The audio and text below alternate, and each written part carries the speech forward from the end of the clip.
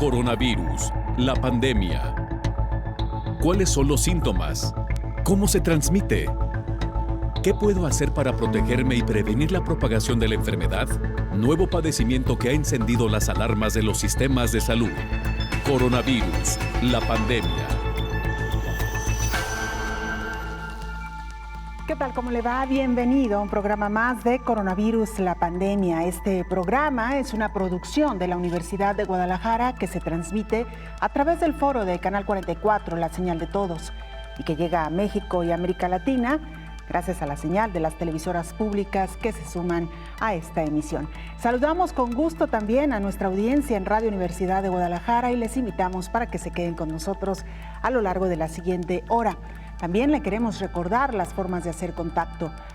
@Canal 44 TV en Twitter y Facebook, o nos puede mandar mensajes en WhatsApp al 33 22 42 06 90.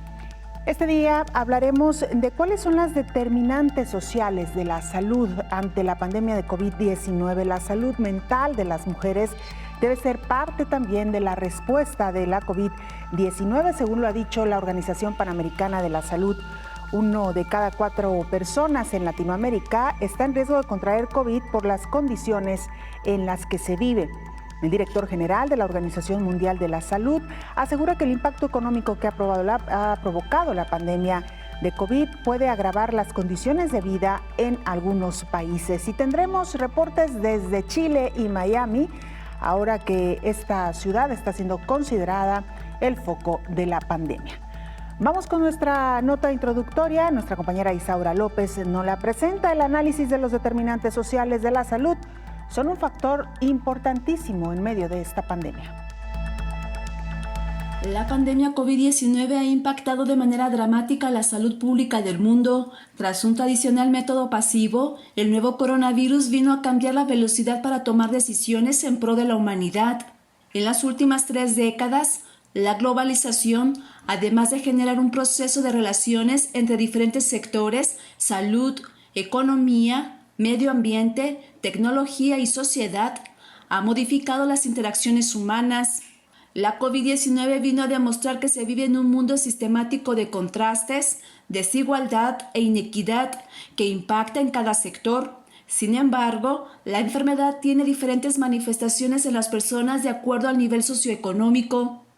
El padecimiento está condicionado sobre los determinantes sociales de la salud, mismos que son una mirada de la salud pública que debe monitorear, analizar y generar un plan de acción para la toma de decisiones y generar un equilibrio igualitario en el sistema de salud. Aunque la pandemia COVID-19 sumerge a todas y todos, los determinantes sociales encienden los semáforos rojos en la población que no puede elegir conductas saludables ni preventivas. En 205 días transcurridos de la emergencia de salud global ha influido factores sociales de salud mental, maltrato, económico, pobreza, inaccesibilidad a los servicios de salud, desigualdad, desempleo, marginación, condición de vida y enfermedad, así como la zona geográfica, escolaridad, sexo, edad y etnia, por mencionar. Aspectos que deben ser analizados en las políticas públicas de los sistemas de salud público global con la definición de la Organización Mundial de la Salud que se refiere a la salud como el estado completo de bienestar físico y social de una persona y no solo la ausencia de enfermedad, y prestar mayor atención al entorno y a los estilos de vida. La pandemia COVID-19 es un reflejo de lo que acontece en el mundo. El principio máximo, que es el derecho a la salud, ha sido inequitativo y desigual durante este periodo. Informó Isaura López Villalobos. Gracias, Isaura, por esta pieza introductoria. Vamos ahora a la sede de la Organización Mundial de la Salud en Ginebra, Suiza. Nuestro compañero Roberto Castañares nos presenta el más reciente informe. Roberto, te escuchamos. Adelante. Hola, ¿qué tal? Buenos días, Belén. Buenos días a todo el auditorio de Canal 44. Tras el fin de semana toca hacer recuento y conocer cómo empezamos el lunes. Y los datos, una vez más, no son buenos. La alarma sigue, la pandemia continúa y no podemos confiarnos. Porque los casos globales de COVID-19 ya han superado la barrera de los 14 millones, mientras que los fallecidos en la pandemia también sobrepasan los 600.000, de acuerdo con los datos de la Organización Mundial de la Salud. Los casos diarios, como decimos, siguen en rápido aumento. El sábado, de hecho, volvieron a marcar un nuevo récord, situándose en casi 260.000, una cifra no alcanzada hasta la fecha. También ese día hubo un número inusualmente alto de fallecidos registrados, más de 7.300, por encima de la media de unos 5.000 que se ha mantenido en los pasados 2 meses, y puntualmente solo por debajo de los 8.500 que se alcanzaron el 3 de mayo y los 12.500 decesos del pasado 17 de abril. América acumula 7.400.000 casos y más de 300.000 muertes, y Europa supera los 3 millones de contagios con 206.000 fallecidos. Ambas son las regiones más afectadas. El sur de Asia, camino ya del 1,5 millones de casos, ha superado a Oriente Medio como la tercera región más afectada debido al crecimiento de la pandemia en países como India o Pakistán. Estados Unidos sigue encabezando la lista de naciones más afectadas, con la mitad de las infecciones en toda América, seguido de Brasil, que ya superó los 2 millones de infecciones, India, Rusia, Perú y Sudáfrica. País este último que está siendo uno de los territorios del mundo donde el coronavirus crece con mayor rapidez en las últimas semanas. México es el 7º país con más casos y el 4º en número de fallecidos, avanzando hacia los 39.000 y solo superado por Estados Unidos, Brasil y el Reino Unido. En lo positivo, más de 8.600.000 afectados por el coronavirus se han recuperado, y entre los más de 5 millones de casos activos en todo el mundo, un 1% se encuentran en estado grave o crítico. Reportó desde Europa Roberto Castañares para el programa Coronavirus, la pandemia. Muchas gracias, Roberto, por este reporte. Saludamos en esta mesa de trabajo, como todos los días, al doctor Héctor Raúl Pérez Gómez, infectólogo. Doctor, bienvenido. Qué gusto saludarte, Belén. Buen día, muy bien. Igualmente, doctor, deseamos que haya tenido un buen fin de semana. Igualmente. También, por supuesto, para nuestra audiencia. Doctor, escuchamos el reporte de Roberto Castañares y lamentablemente nada alentador. Continúan las cifras a la alza, no solo en América Latina, donde hoy por hoy se encuentra el foco de la pandemia, sino también en países que aparentemente ven controlado la situación. Esta es una pandemia que no parece tener fin y que ha roto además, doctor, con todos los pronósticos.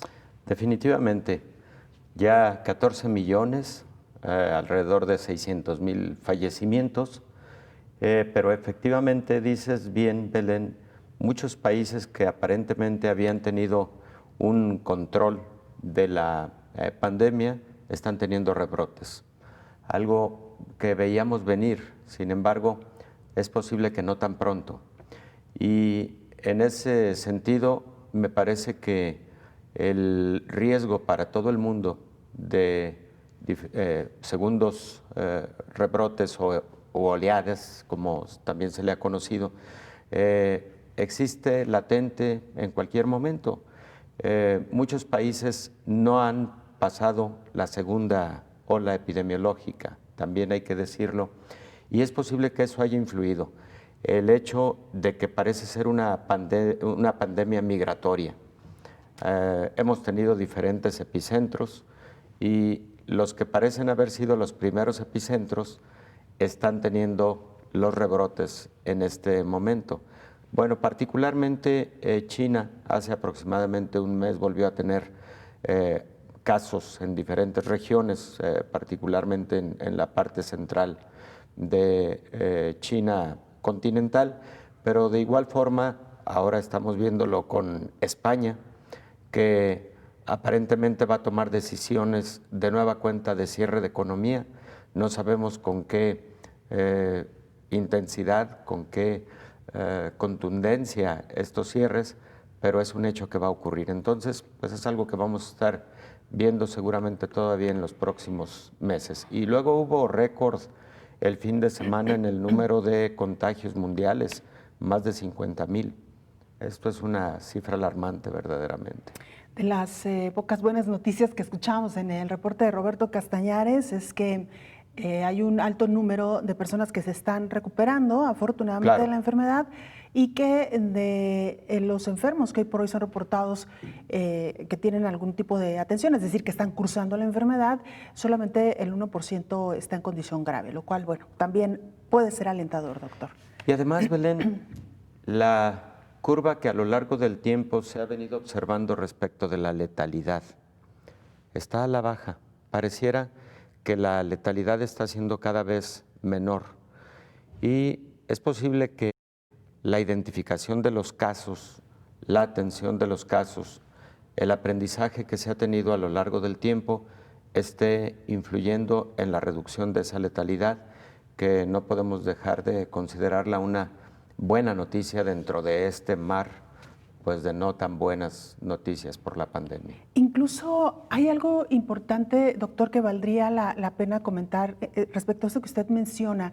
Cómo los médicos en las diferentes latitudes han o responden de manera más rápida y saben cómo responder ante un paciente que consideran puede entrar en una fase crítica. Conforme ha avanzado la pandemia y hemos tenido casos más cercanos, nos hemos enterado de cómo los médicos inmediatamente a los primeros síntomas o a la primera sospecha hay una intervención médica para controlar los primeros síntomas y evitar que estos vayan escalando. Hay instrucciones ya muy precisas sobre cómo reaccionar, doctor.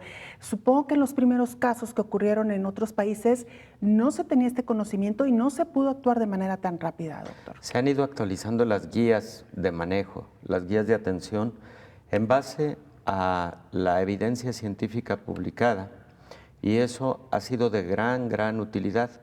Recordemos, Belén, que por ejemplo empezaron a surgir los protocolos clínicos, los resultados de los ensayos, en donde se habla de remdesivir como un fármaco de utilidad para pacientes graves y críticos, metilprednisolona en su momento, dexametasona, tocilizumab, y todo eso ha ido abonando de manera positiva a la depuración y actualización de los protocolos de manejo. La utilización de heparina, por ejemplo, para los pacientes que están haciendo la fase inflamatorio trombótica, y creo que todo eso ha influido y ha aportado positivamente para el manejo de los pacientes y la reducción de la letalidad.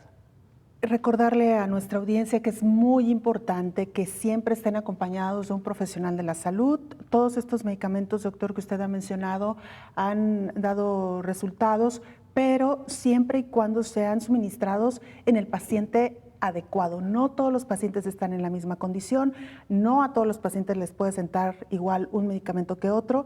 ¿Y quién mejor para conocerlos que sus propios médicos, que conocen su historial y que saben qué tipo de medicamento sí les puede ayudar ante un eventual caso de COVID y en caso de que también pueda agravarse, ¿no? Sí, además deben utilizarse en el momento preciso de acuerdo a la evolución de la enfermedad. También otro gran aporte que ha tenido la ciencia a lo largo de estos meses han sido esos indicadores pronósticos de gravedad, los que puedes identificar como los factores que pueden influir en la evolución hacia etapas más avanzadas, graves o críticas del paciente, y cuando se detectan, actuar en consecuencia. Bueno, doctor, pues era importante recapitular sobre estos temas que nos ha dejado el fin de semana, actualizar un poquito también la situación con la que estamos iniciando esta semana, y regresando de la pausa entraremos ya de lleno a nuestro tema, porque resulta que no todas las personas en el mundo tenemos la misma oportunidad de acceder a un servicio médico, de tener un médico que nos asista o incluso de contar con los fármacos necesarios. ¿Esto dónde se engloba? Bueno, pues en los determinantes sociales que, valga la redundancia, determinan la condición de salud en la que cada individuo se desarrolla. Con esto regresaremos, doctor. Claro que sí, Belén. Después de la pausa, @Canal 44 TV en Twitter y Facebook, 33 22 42 06 90, nuestro número en WhatsApp. Volvemos.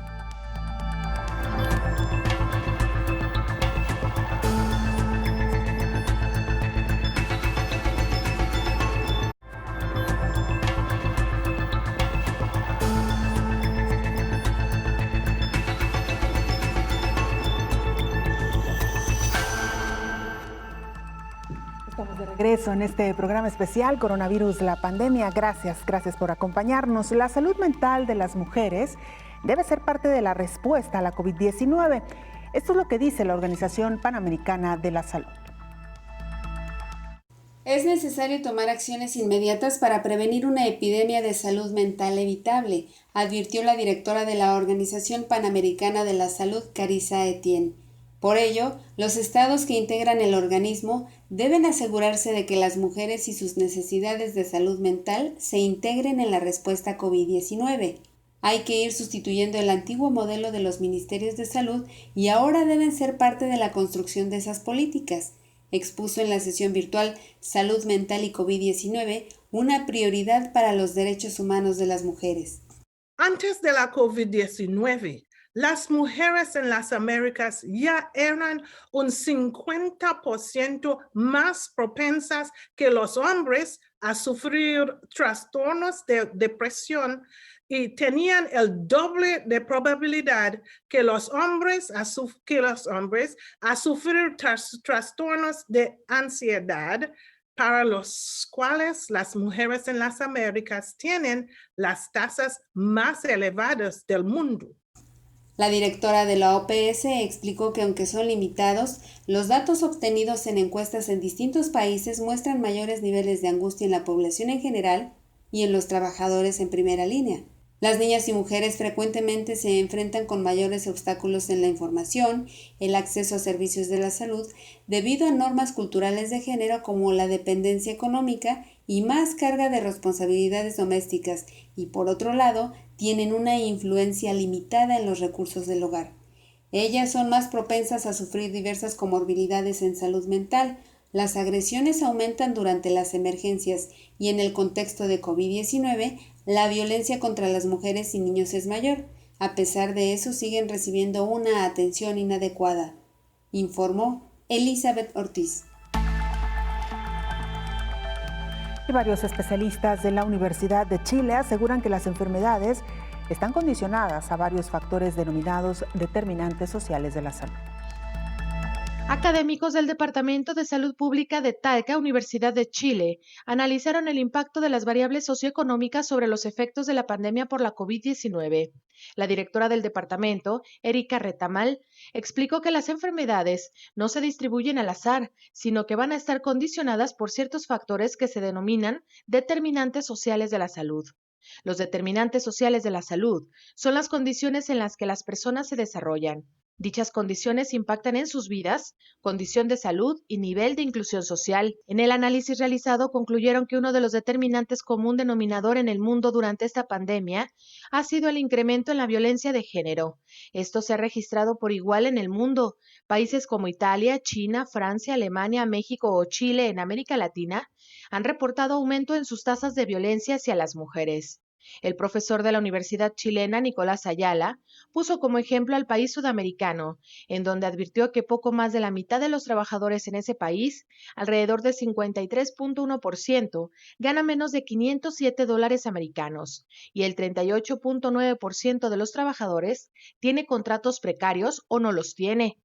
El académico concluyó en que las condiciones de los obreros en su mayoría de América Latina son precarias y no garantizan las condiciones económicas ni laborales para que las personas puedan permanecer en casa y puedan cumplir con el confinamiento ante la COVID-19, informó Rocío López Fonseca.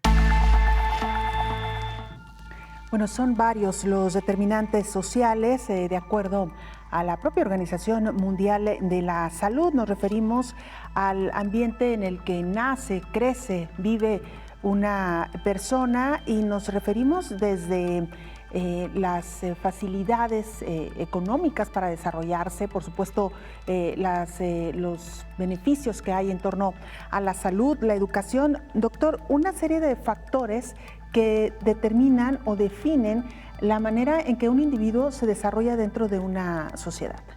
Y son decisivos, indudablemente, Belén. Desde hace varias décadas, los determinantes sociales se han venido estudiando para diferentes patologías. Debieran estudiarse para todas las patologías, porque para todas hay una influencia directa de los factores sociales. o de las determinantes sociales. Hace muchos años, prácticamente desde la fundación de la Organización Mundial de la Salud en 1948, quedó definida la salud como el estado de bienestar biopsicosocial y no necesariamente la ausencia de enfermedad. Sin embargo, en esta definición, aunque el aspecto biopsicosocial está inserto, el estudio más generalizado de estos factores sociales, económicos, culturales, educativos, vino fortaleciéndose en las últimas cuatro décadas aproximadamente. En COVID esto no va a ser la excepción. Hay múltiples estudios publicados, como el que apareció aproximadamente el 10 de junio en la revista New England Journal of Medicine, en donde en una población de Luisiana, en los Estados Unidos, en alrededor de 3.500 casos que se presentaron de COVID-19 en una casuística de esta magnitud, se analizaron diversos factores sociales, además de los factores clínicos, y se encontró, por ejemplo, que a pesar de que en esa población en específico el porcentaje de población afroamericana es de solo el 30%, al analizar la casuística de COVID-19, esta tuvo un 70% de población afroamericana comparativamente con población blanca no hispánica. Y de igual manera, el 70% de los fallecimientos ocurrió en población afroamericana, es decir, no se comportó con la misma proporción de etnicidad y raza que está distribuida en esa población. Cuando se hace un análisis más detallado, evidentemente no son solo factores genéticos los que influyeron en esos resultados.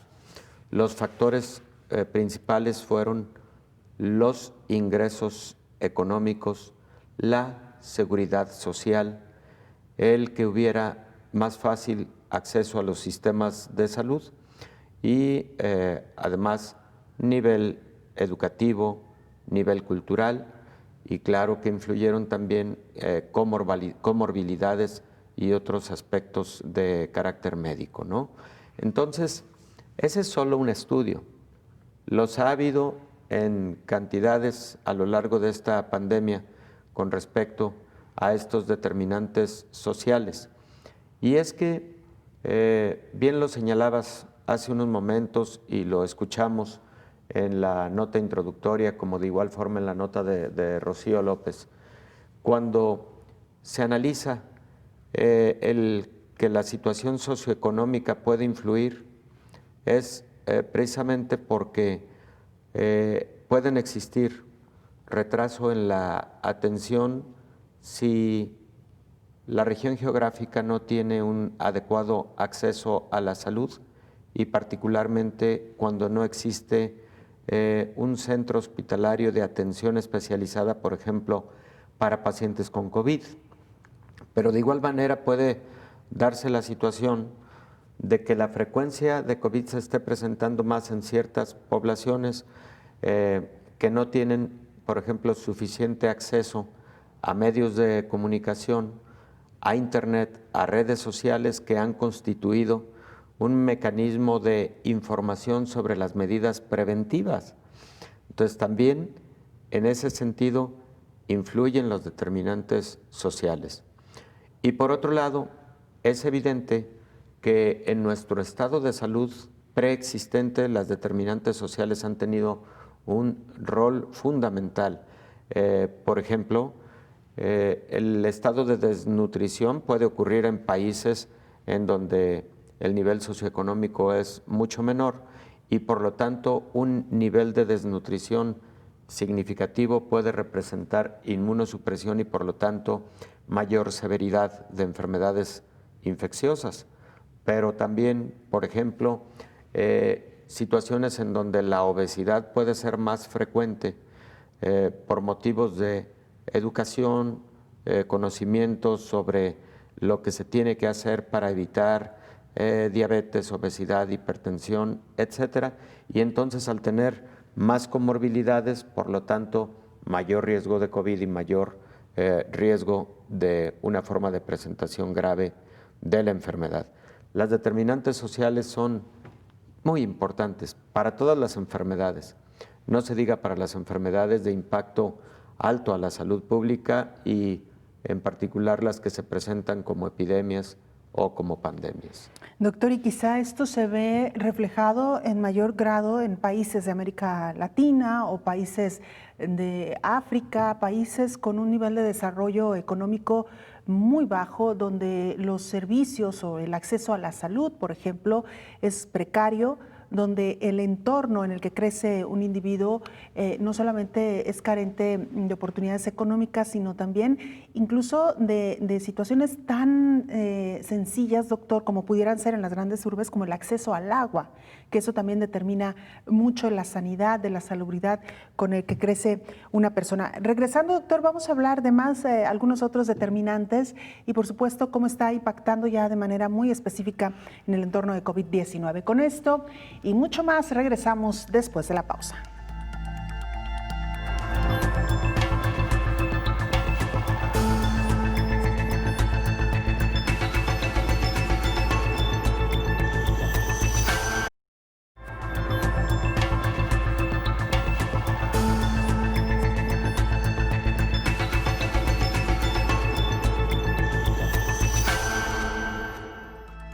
Lo decíamos antes de irnos a la pausa, 1 de cada 4 personas en Latinoamérica está en riesgo de contraer COVID y esto en gran parte se deriva de las condiciones en las que vive, de su entorno social.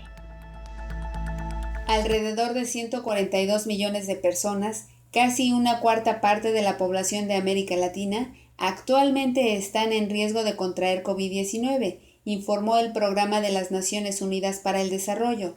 El número se basa en los datos de Iniciativa de Pobreza y Desarrollo Humano de Oxford, que propuso 3 indicadores para capturar el riesgo de contagio: la falta de acceso al agua potable, el uso de combustibles nocivos dentro de los hogares y la desnutrición.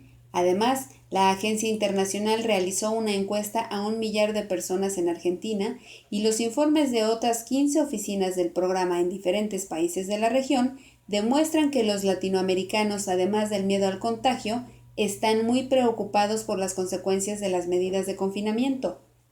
8 de los 16 países mencionaron los problemas relacionados con la salud, como el acceso a medicamentos y servicios, entre las principales preocupaciones. En México, las Secretarías de Medio Ambiente y Recursos Naturales, además de Salud, informaron que 78% de los decesos que se han registrado por causa del COVID-19 a nivel nacional se concentran en las zonas con mayor impacto ambiental. Por ello, el Consejo Nacional de Ciencia y Tecnología creará un Sistema Nacional de Toxicología como alternativa de investigación. Además, el Consejo Nacional de Evaluación de la Política de Desarrollo Social creó el Visor Geoespacial de la Pobreza y la COVID-19 en los municipios de México, el cual ofrece un panorama amplio sobre el avance de la pandemia sanitaria en el territorio nacional y permite visualizar su vínculo con los espacios de mayor incidencia de pobreza, informó Elizabeth Ortiz. Vamos ahora a Estados Unidos. En Miami, Florida, se encuentra nuestra compañera Ana Mengotti. Ella es corresponsal de la agencia EFE en Miami, colaboradora de este espacio. Ana, te saludamos. Cuéntanos cómo inician semana en Miami. Sabemos que vienen de varios días de un repunte en el número de casos. Incluso se habla ya de que el epicentro de la enfermedad hoy por hoy pudiera estar en Miami. Cuéntanos cómo se encuentran, qué ha pasado en los últimos días. Hola Belén, buenos días a la audiencia mexicana. Bueno, aquí lo hemos pasado con preocupación. La situación, pues si uno se deja llevar por las por las cifras, que es lo único concreto que tenemos, es que suben y suben. Hemos tenido, pues la semana pasada, casi todos los días más de 10.000 casos, de 10.000 casos para arriba, e incluso hubo un día de 15.300. Todavía las cifras de hoy no han salido porque salen enseguida, pero ayer tuvimos 12.478 casos nuevos y 87 muertes, y estamos nada menos que en 83.489 casos desde el 1 de marzo. Y la situación aparentemente es de total normalidad, está todo abierto, la gente puede salir a la calle. El epicentro, lo que han llamado el Wuhan con playa, diría yo, es Miami-Dade, el condado más que peor está de todos y donde más casos hay. Pero si uno pasea por las calles, lo único que le va a llamar la atención es las mascarillas, porque se han hecho obligatorias, y ahora incluso si la policía te para y no tienes mascarilla y no tienes una razón médica para no llevarla, pues puedes tener que pagar una multa de $100. La primera vez creo que son 50 y después va subiendo si tienes sucesivas infracciones. Pero como te digo, está todo, salvo los bares, y está todo abierto. O sea, las playas se puede asistir a las playas, puedes ir a un restaurante, los restaurantes atienden solo en las terrazas, afuera, adentro solo puedes pedir comida para llevar, pero digamos que lo que sorprende es que hay una cierta normalidad y muchos avisos de los políticos diciendo que como no nos portemos bien y no nos pongamos las mascarillas y no guardemos las distancias de seguridad, van a cerrar otra vez la economía y vamos a tener que volver todos a casa. Pero finalmente es como, no sé si en México se dice también, en España se dice el cuento del lobo, ¿no? Que siempre nos están advirtiendo que va a venir, pero por ahora no llega, porque claro, las consecuencias de volver a cerrar la economía son muy graves. Miami es una ciudad de pequeños negocios básicamente, y llevan muchos meses ya pues teniendo pocos ingresos.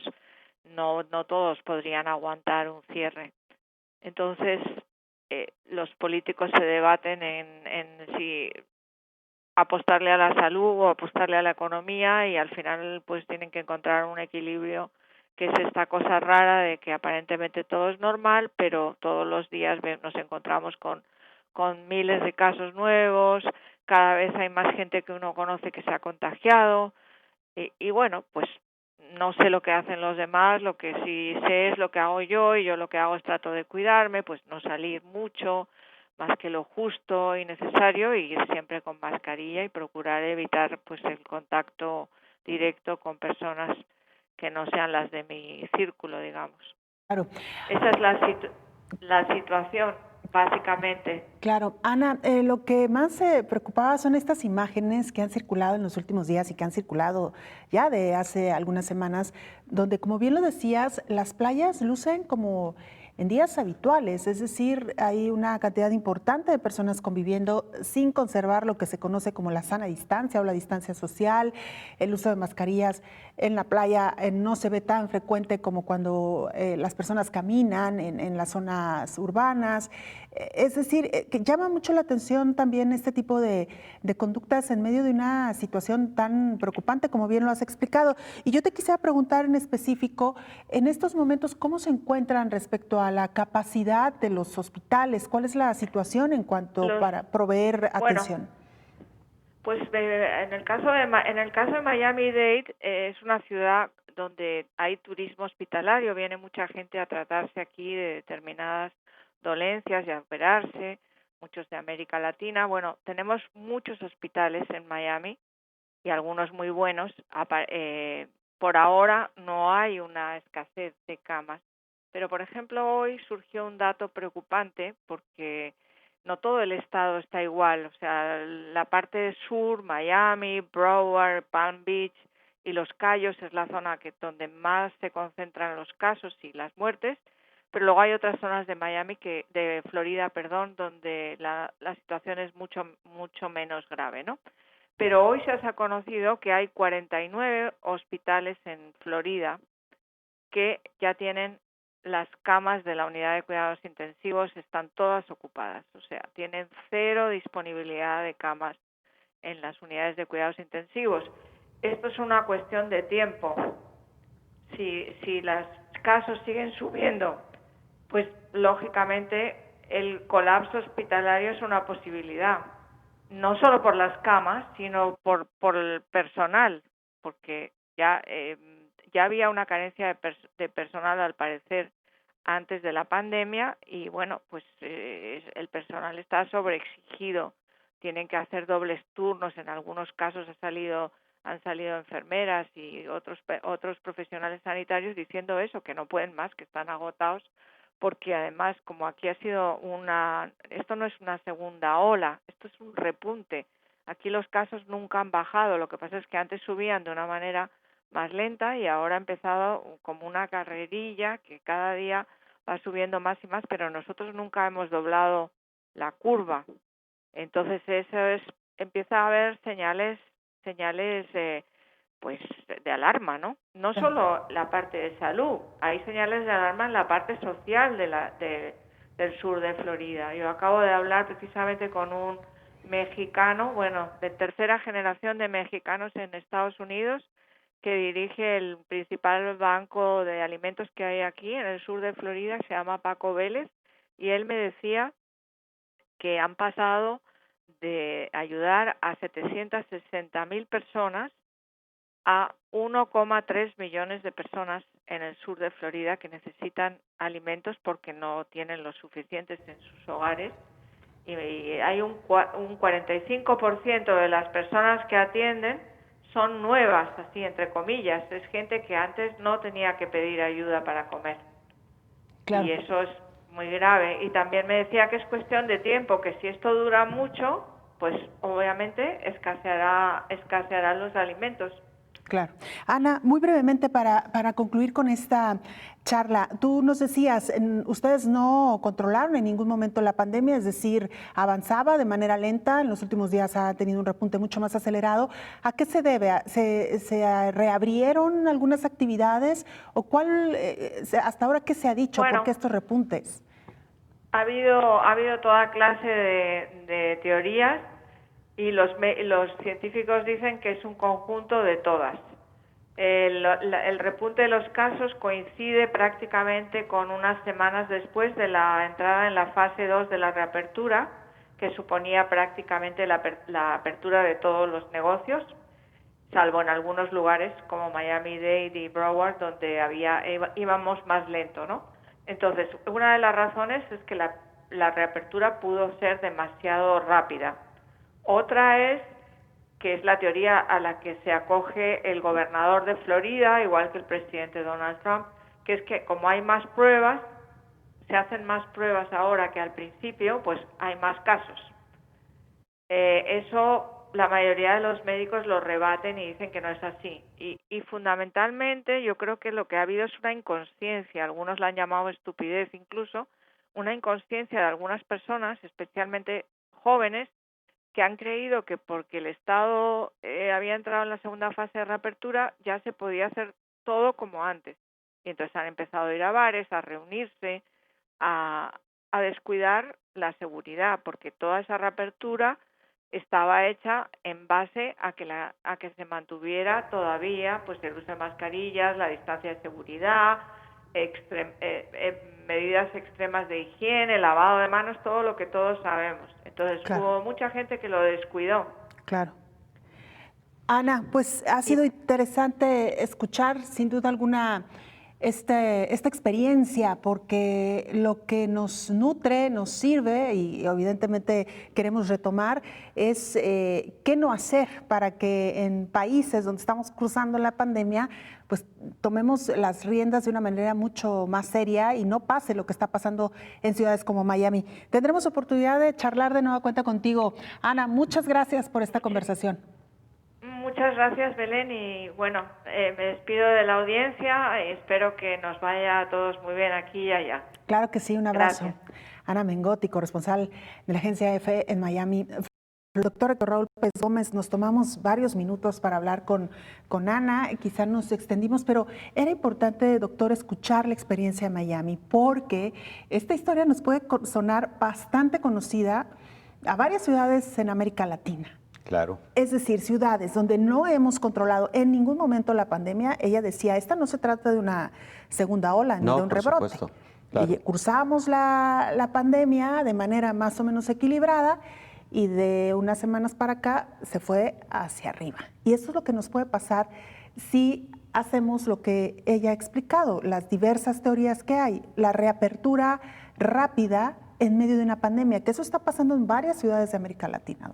Definitivamente, y ha sido un factor determinante del número tan exagerado de casos que se dan en algunas regiones. Y Miami, Florida en general, es un vivo ejemplo de lo que significa reapertura de la economía en momentos en donde esto no es propicio, sobre todo cuando la curva epidemiológica va en ascenso. La reapertura económica debe ocurrir cuando ya ha venido en descenso y hay un control en la transmisión comunitaria. Ahí es cuando se puede dar la reapertura económica.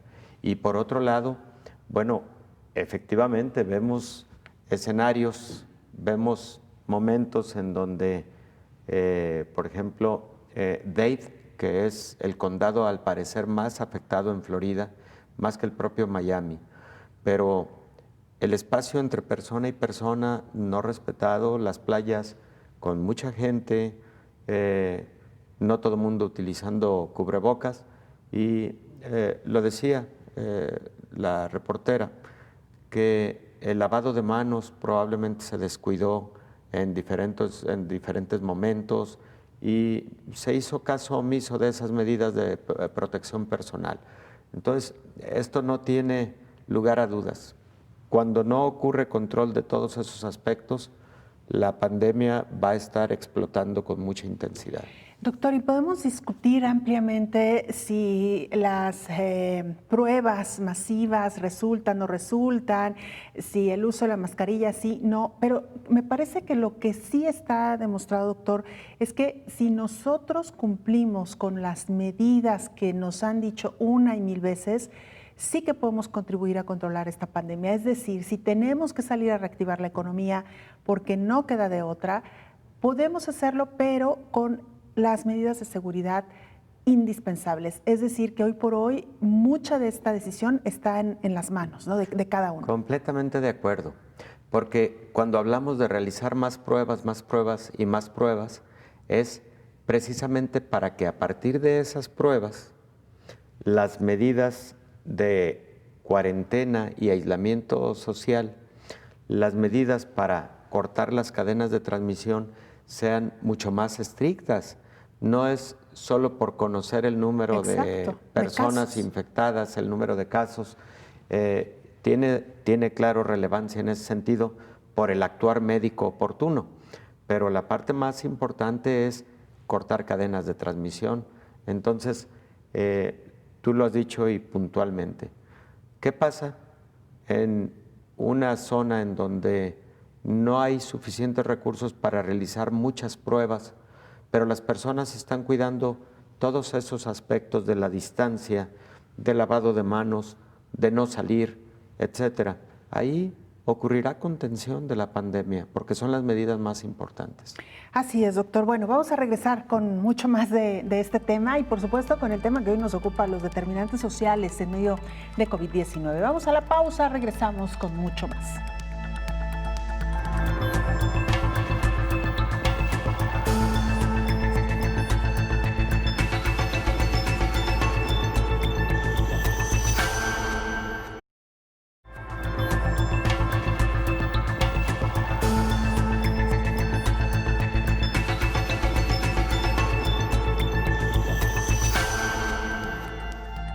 La importancia de combatir desde todos los frentes a la pandemia por COVID-19, y es que desde la Dirección General de la Organización Mundial de la Salud se advierte que la situación se podría agravar, particularmente en cuanto a las condiciones de vida en algunos países, además de desplazamientos y un mayor índice de desnutrición.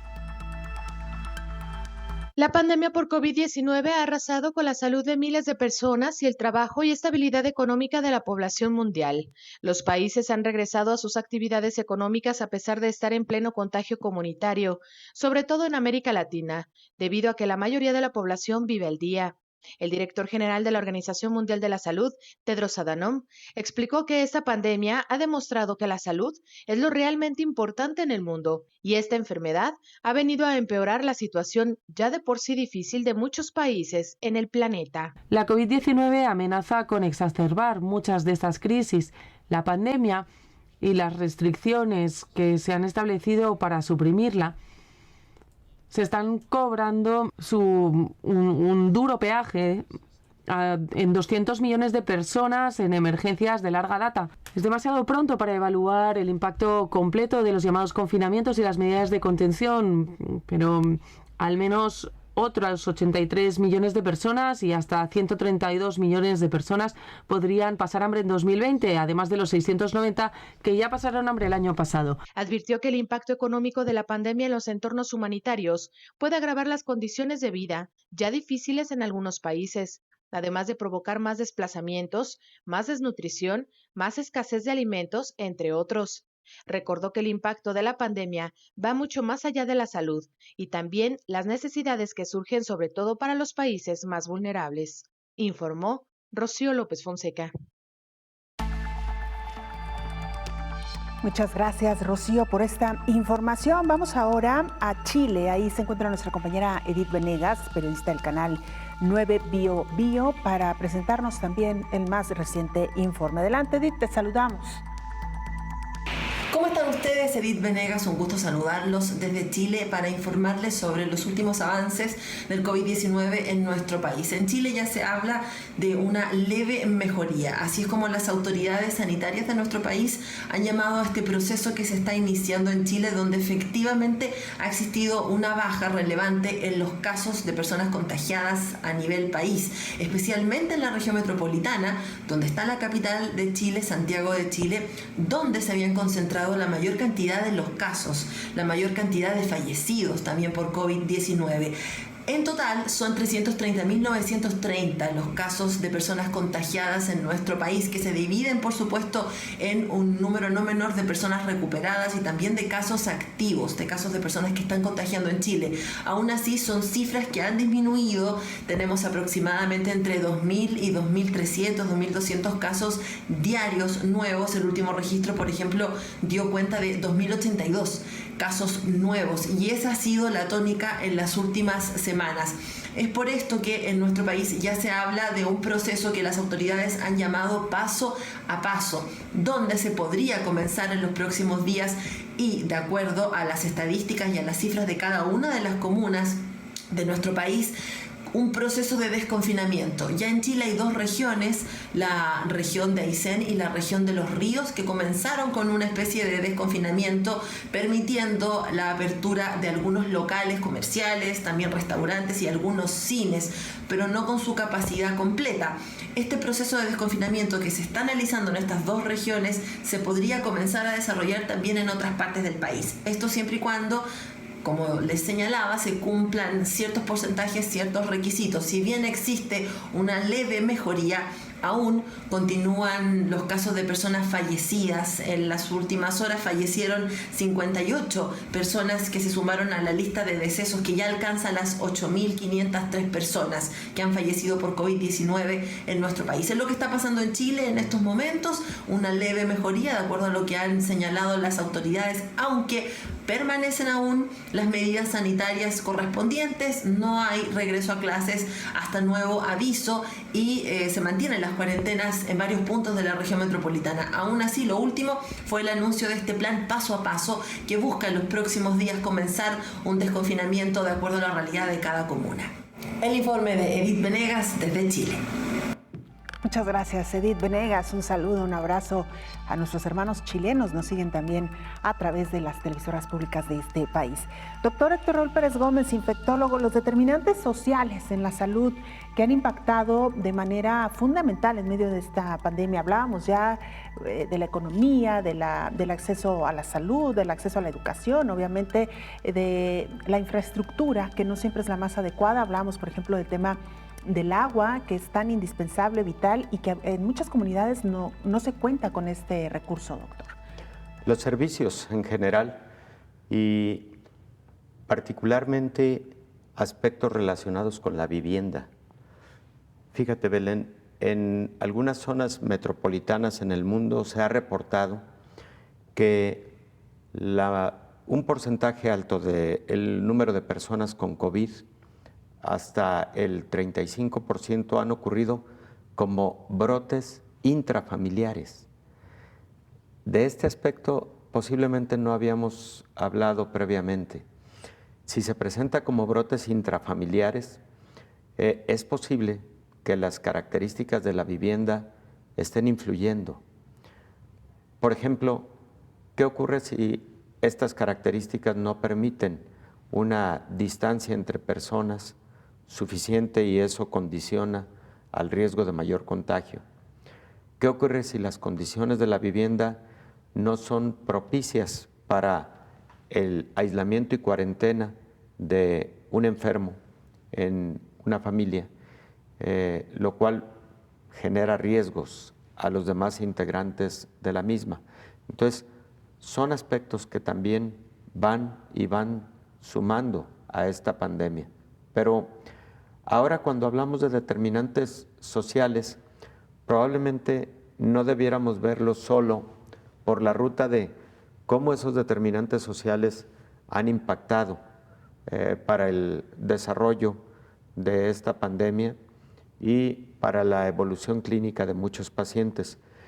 También debemos considerar cómo esta pandemia ha generado un deterioro tan importante de la economía y por lo tanto un deterioro social tan importante en todo el mundo, que a su vez este deterioro económico puede representar un riesgo para el mejor manejo y atención de las otras enfermedades que la Organización Mundial de la Salud le ha dicho a los países: por favor, no olviden la atención de estas otras enfermedades. Hay que atender la pandemia de COVID-19, pero existe un rezago hasta del 30% en la atención, por ejemplo, de pacientes con cáncer, de diabetes, de hipertensión, de vacunas. Entonces, brindémosle también la debida atención a estas otras patologías. Y adicional a lo anterior, Belén, creo que es también un determinante social básico la infraestructura en salud.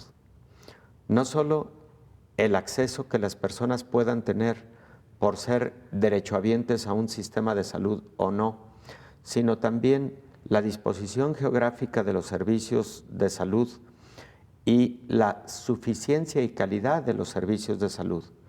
Existen múltiples publicaciones, por ejemplo, de la Organización para la Cooperación y el Desarrollo Económico, en donde compara la infraestructura, sobre todo en el número de camas de hospital y en el número de camas de terapia intensiva por 1,000 habitantes en diferentes países integrantes de esta organización. Y, por ejemplo, es muy triste ver cómo algunos países como Japón, Singapur, tienen hasta 13 camas por 1,000 habitantes, me refiero a camas de hospital, y diversos países de América Latina apenas alcanzan 2 camas por 1,000 habitantes. Es una desproporción muy grande y eso también se puede reflejar en el acceso a los servicios. Evidentemente, la saturación de camas de hospital pues se dará de forma mucho más rápida cuando no existe suficiencia o cuando existe un mayor número de casos de la enfermedad. Doctor, y lamentablemente se nos agotó el tiempo, pero me parece que hay un sector de la población muy vulnerable. Hay varios grupos de la población, nos referimos por ejemplo a las mujeres, ya escuchamos una pieza de nuestras compañeras respecto a la situación emocional y de salud de las mujeres y explicábamos por qué en específico de las mujeres. Pero en el caso de los niños también, doctor, aquellos niños que viven en comunidades marginadas donde el índice de desnutrición es muy alto y donde una enfermedad de este tipo que lucha principalmente con el sistema inmunológico los puede tomar muy mal parados. Aun cuando hoy por hoy los niños son los que menos síntomas fuertes han desarrollado, pero en un cuerpo debilitado puede tener consecuencias altas. Por supuesto, y además tenemos que irnos quitando poco a poco la idea de que la mortalidad por COVID-19 en niños es baja.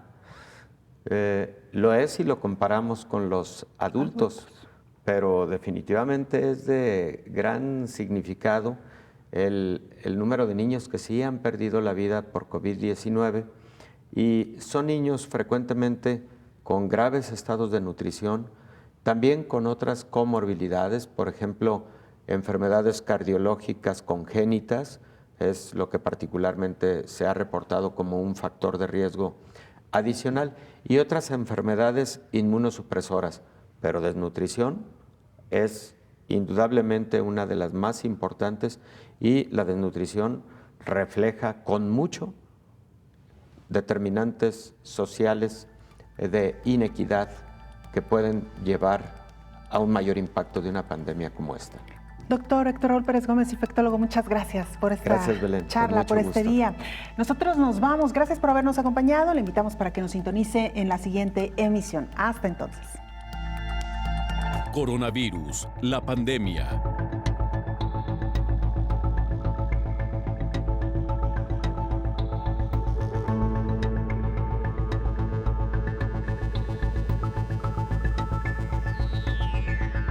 Coronavirus, la pandemia.